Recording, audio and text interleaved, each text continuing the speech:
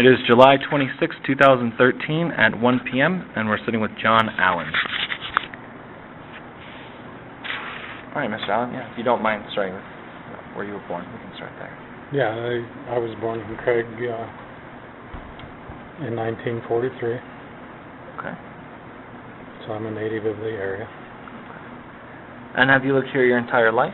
I have lived here my entire life. I spent 6 years in Arizona. Okay. When I was just going to school there in the first grade. Okay.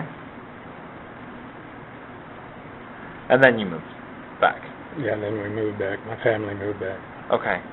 So how old were you when you came back to Craig then? Well, I left here when I was in the first grade, so 6 years after that. So 7th grade. Yeah. Okay. And what was Craig like? What do you remember about Craig when you came back?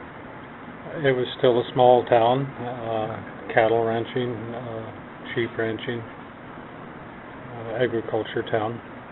Okay. There was some mining and some oil exploration going on, but it was a pretty small town at the time. Okay. What did this area look like with the museum and all the businesses? Well, this used to be the armory, of course. Okay. So they still had the National Guard. They're still using this as an active armory at the time. They'd have dances in it on Saturday nights, on some nights. Okay. So I actually played music in it a few times. So. Oh, what was that like? It was fun. Okay. Were the dances every Saturday? No, not every Saturday, but okay. maybe once a month or something like that. All right. What kind of music did you play? I played country. Country. What instrument? Guitar. Oh, okay. Also did some DJ stuff here for the teens too. So. Oh, okay. So those are pretty popular social events then. Yeah, they were. Mm-hmm. What else did the youth do to socialize in the town? Not a lot. Not a lot? Okay. Did you ever drag Maine? A lot of people talked about dragging Maine. I live in the country, so okay. My evenings were filled up with doing farm chores or something like that. Okay. So what was it like growing up on a ranch then? Was it a ranch or a farm? Ranch. Ranch. Ranch and farm. Ranch and farm. Yeah. Okay. We raised wheat. We raised cattle. Okay. And it was a good life. Still is a good life. I still live on the farm. Oh, the same one from when you were young? Yeah. Oh. We just celebrated the 100-year anniversary. Wow. Of the ranch this year. So it's Centennial Ranch. Wow. My grandmother and grandfather homesteaded it in 1913. Wow. Do you remember any stories about them homesteading or anything about that process? About the process of homesteading? Well, my grandmother used to work on the ranch in the daytime, and they'd go spend. She and my father would spend nights in their homestead cabin, but she also had brothers and sisters living nearby that she stayed with during the daytime, and they'd go spend the nights in the homestead cabin. And that's about all of the stories that I can remember that they had. Oh, okay. My father used to tell about hunting deer and stuff on the ranch, and they raised a lot of potatoes and corn. Did a lot of canning, a lot of chickens. Okay. And milked cows. Sold cream at the local creamery, or put it on the railroad train to be shipped out to Denver. Okay. So they would use the rail? They did use the rail. We used to take a 5-gallon can of cream in every Saturday afternoon. And take it down to the depot and put it on the rail. Okay.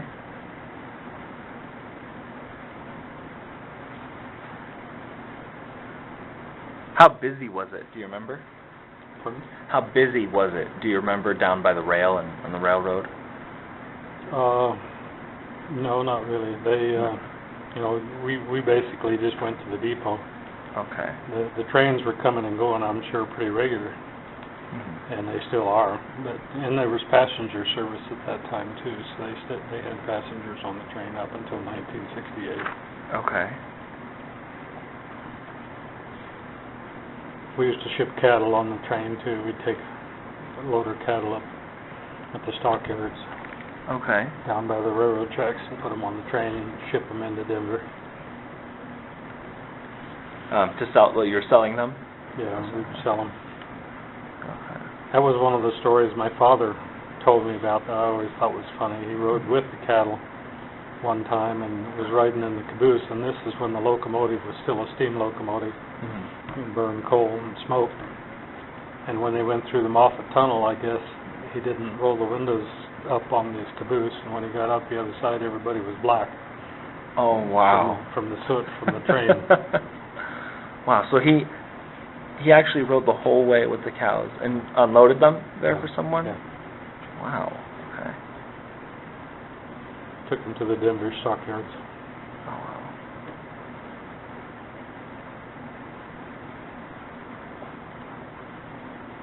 And why did they stop the passenger service on the cars? Well, they said they weren't making enough money at it. I guess they just didn't have enough passenger service to warrant sending a locomotive with a coach car attached. That makes sense. And they didn't have enough paying customers to make it pay. The airplanes and cars took over. Right, okay. And so, people could go faster from here to Denver than they could on the train. Mm-hmm. So they quit riding the train and they quit doing passenger service. Okay. Did that hurt Craig at all? I'm sure it must have had some impact, but I don't think it was a major impact. We still have a lot of trains come in here. They haul hundreds of tons of coal out now. Right. And there's lots of trains come in with goods loaded on their freight and everything. Right. Okay. What year did you graduate high school? 1961. 1961. Okay. And what did you decide to do after high school? Well, I went to an electronics class, college. It wasn't really a college, it was a trade school. Okay. And studied to be an electronic technician. And graduated from that and came back to Craig. Uh-huh. And farmed with my father and came to town and got a job at one of the local radio shops here in town, a local repair service for TV and radio. Right. And worked with them for a while. Who owned that? Hutton's Radio. Okay.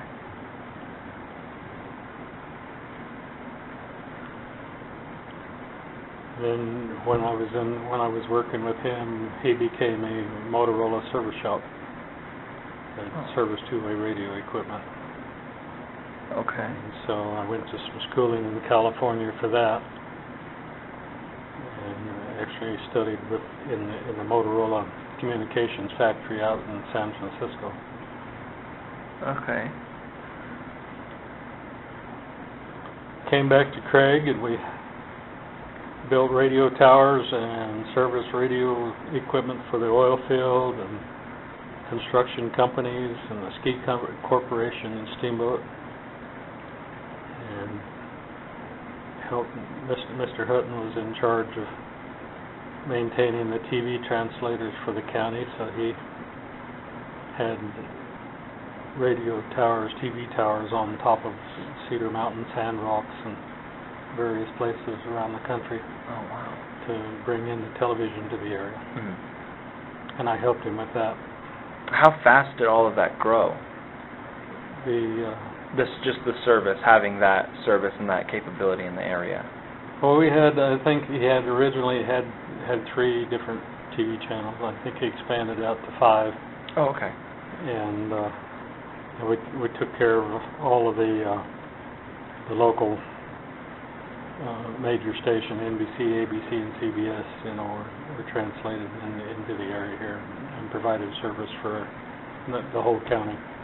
And then the county commissioners a few years ago decided that everybody was getting satellite TV, so they discontinued the funding for the TV translators, so they closed it all down. Oh, okay.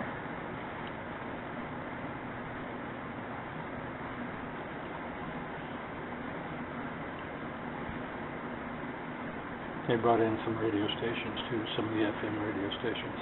Okay.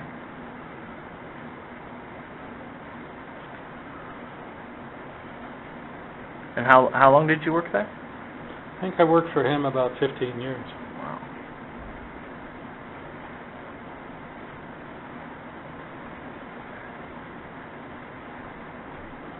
And how did business change over the years? Well, it went from, we quit servicing TV and radio and just went strictly into two-way communications. And, the town was growing too, and everybody would have their satellite dishes and stuff, and we're getting their TV that way, and also through the cable system.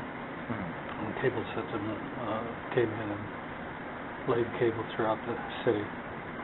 And that changed everything, and it the town grew. There was quite a few businesses that sprang up during that time period, and then there were also some of the older businesses that had been here for a while and changed hands and discontinued too. So a couple of them had burned down right next door here, actually, just about 3 buildings down. There was a big hardware store that burned down. Oh, right.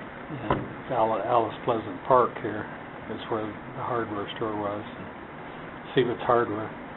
Actually, Fred Seabitt was the one that got me the job with Mr. Hutton, because I went in there and told him I was looking for a job, and he told me to go across the street and see Mr. Hutton because he was looking possibly for some help.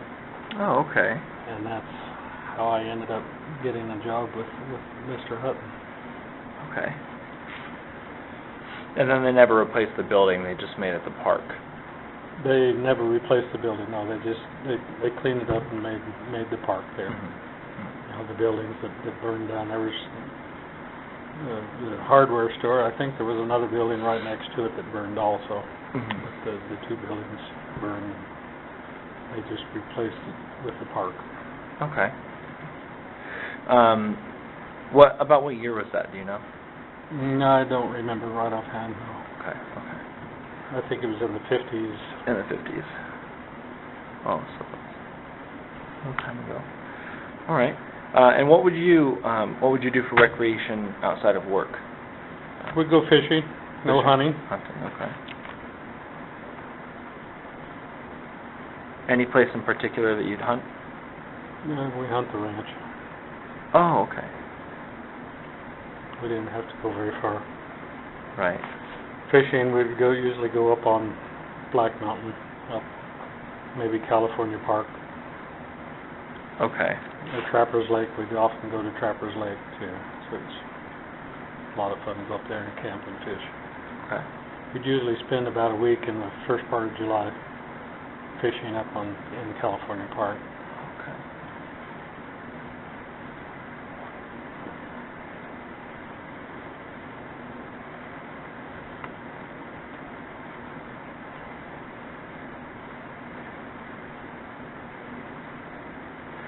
And what do you remember about, just moving forward a little bit, what do you remember about the boom? What do I late remember about 70s? the boom? Not a lot. Not a lot. Which boom are you talking about? The one in the late 70s when the power plant came in. Oh yeah, okay. The power plant, they built Shadow Mountain Village out here to house the workers, and that was a big trailer park. And it was always interesting to see the construction site when we would go out around the power plant. And we actually did some work out there for the power plant too, and worked with some of the people that helped build the power plant. And that there was some nightclubs in the Craig area that were pretty popular at the time, and pretty hopping place for all of the workers when they were off duty. Right. And that always brought in some interesting entertainment and interesting people. We had some country entertainment, big name country entertainers come through, and some rock and roll entertainers come through. Wow. And it was fun to go see them. The businesses were doing well because there were a lot of people that needed clothing and food. So most of the businesses did well during that time period. Okay. We've heard it described by some people as kind of a rough time for certain parts of the town because of the. There were some interesting parts of the town that were rough, yes. But for the most part, it was still a good town. Okay. Now there was some of the local bars, I guess, or nightclubs were pretty rowdy at times. Okay.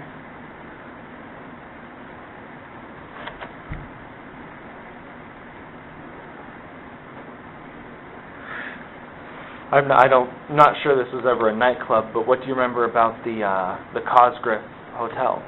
Cosgriff Hotel was a very nice hotel. There were a lot of people came, and especially during the fall of the year, the cattle buyers come in and usually spend a week or two at the Cosgriff Hotel. They had a really good dining room, and they had a smorgasbord every Saturday night, which everybody really enjoyed.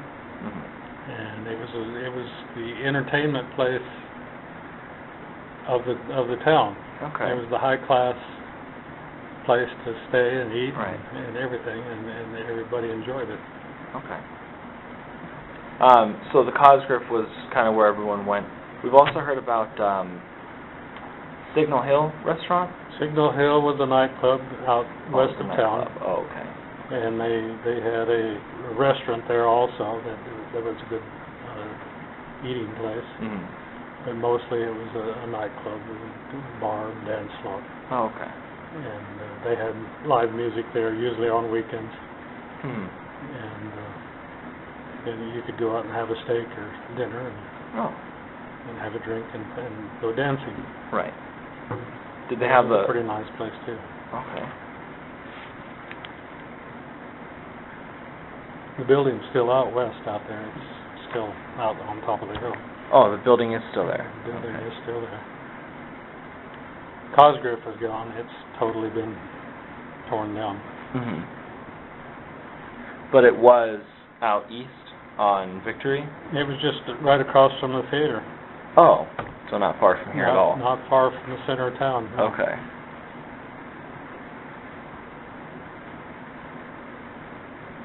All right. And as all those people were coming in, did you notice anything about the people of Craig changing? With all the new construction workers coming in? No, I think most of the people, Craig people, the natives and the people that have been here for a long time, still were here. And some of the businesses thrived and did better. And most of them stayed, I think. Okay. And I'm sure that they had some problems with some of the people, but I didn't notice that very much, being I was on the ranch most of the time. Right. So. Did the power plant affect your ranching at all? Did it Not affect? at all. Not at all. Okay. So everything was normal. Yeah, the ranch was the way it was for the last 100 years. Okay. Now we get up and at daybreak and go milk the cows and go out and start a tractor and go farm. Oh, okay. You're still doing that? Or chase cattle on horseback. Or fix fence. And basically that hasn't changed in the last 100 years, or 50 years anyway. Okay. After the boom was taking place and everything, and after all the people left, and a lot of the businesses were suffering in downtown, did you see a change or anything noticeable about the difference in the downtown area? The downtown area closed up some businesses. A lot of the businesses did close up, Okay. and some of them changed hands, and some new businesses were started Mm-hmm. or tried to be started. But yes, there were a lot of businesses that kind of left and closed up, Okay. and so the downtown area was suffering Mm-hmm. a little bit when the people moved out. Right. And the one-way street didn't make anything easier, did it? One-way street didn't help anything, no. There's been some talk about converting it back to two-way, but so Oh. far it hasn't happened. Okay. And I don't know, people have come to accept it, and especially the locals know how to get around in it. It's Right. harder for tourists or somebody like that to figure out where they're going and what's happening. The main street down the first way, one going to the east, there's not a lot of eating places or businesses on that street that tourists would like to stop in and see. Mm-hmm. But if they're coming in from the east going west, well, then they go right through the center of town. Right. But the one-way going east takes them on the more industrial part of the town. Right. Is that 4th Street? Yeah, I think it is. Okay. In all the time that you've been here, over the years and whatnot, you've seen some changes here and there. What's the most significant thing you've seen? Well, the Cosgrove being torn down. The Cosgrove? Steam plant being built. Mm-hmm. Lately, some of the coal mines, the big strip mine, Trapper strip mine, Mm-hmm. basically has reshaped the whole Oak Ridge south of Craig. And that's some of the biggest changes I've seen. Okay. When you Of course, the new buildings here, the Walmart, the Kmart, Okay. and all of those businesses came in. And all of that area there by McDonald's and to the west of McDonald's, to the west of Safeway, all used to be hay meadows, Right. and that's now all built up with houses. So the town is expanding west quite a bit. Quite a bit. Mm-hmm. And the new hospital and school were built on the western part. Yeah, the new hospital is out on the western part. That's just happened within the last few years. Okay. And then clear on out west is the subdivision to the west of the hospital there. I can't remember what the name is. But it's a big housing division out there too that was in the middle of a wheat field at one time. Wow. So the whole town is just moving. It's all moved out west, pretty Okay. much, yeah. Is there a reason for that, or that's just the way I don't things know, are it going? seems like in talking with other city fathers and people, that seems like when a town expands, it seems to go west. Oh, okay. And I don't know why, but Mhm. that seems to be the norm on most of the towns around the country, I guess. Right. Okay.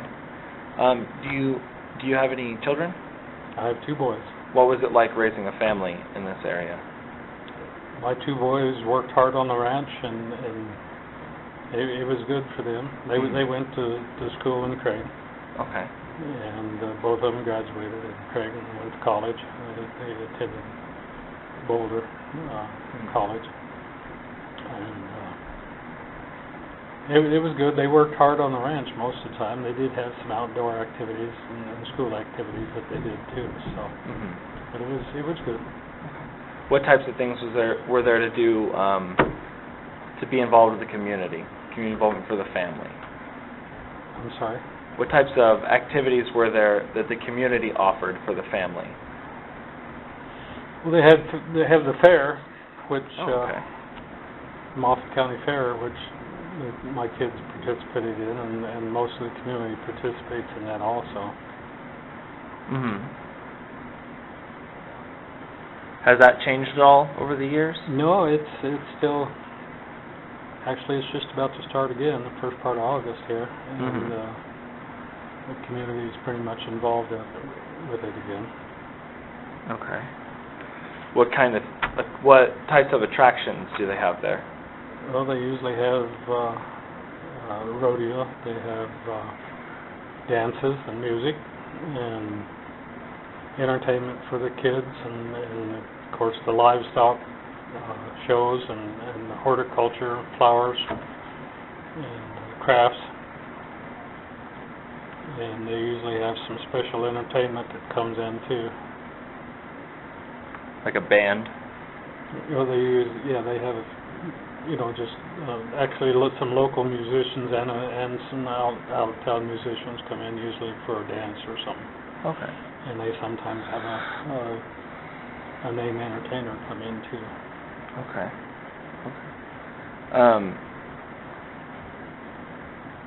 Were you here when Mitt Romney came to town? I was. What was that like? That was pretty impressive. Mhm.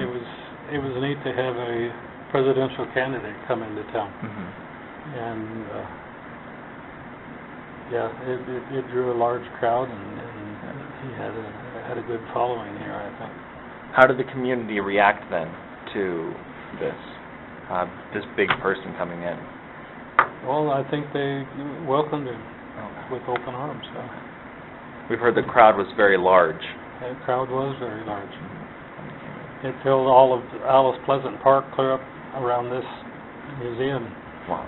There was a line to get into the park that started back beyond the center of Craig over here.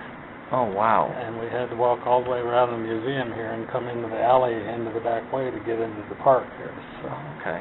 and the park was shoulder to shoulder. It was full. What types of issues did his presence bring up in the community? Well, I don't know what type of issues that he brought up for the community, but it would have been nice if he'd have been elected, I think. But one of the things he said that I thought was rather interesting in his speech was somebody asked him what he was for, and he said he was for freedom for the American people. So. Okay. And how, just kind of to put closure on everything, how do you feel about the state of Craig today? It's still a good place to live. Okay. It's got nice facilities for most everything you want to do. We have a really neat museum here, and of course the power plant's still here that provides power for a lot of the western states. Right. And we have a coal industry that's still alive and well so far. And we have an agricultural base still, and there's still a lot of wheat and cattle grown and sheep grown in the area. And our schools are pretty top notch. So yeah, I think Craig is a great place to live as far as I'm concerned. Okay. It's got beautiful scenery and places to fish and places to play. We have a nice park south of the river, Loudy Simpson Park, that has 2 or 3 ball fields and some soccer fields. Okay. It's a beautiful park for picnicking and whatever. And there's a beautiful golf course. We have an airport. So. And the Gulf. Okay. All right. Thank you. Yeah. Do you have any extra stories, anything you'd like to have recorded specifically, or? No, not really. Okay. All right. Thank you. Yeah, you're welcome.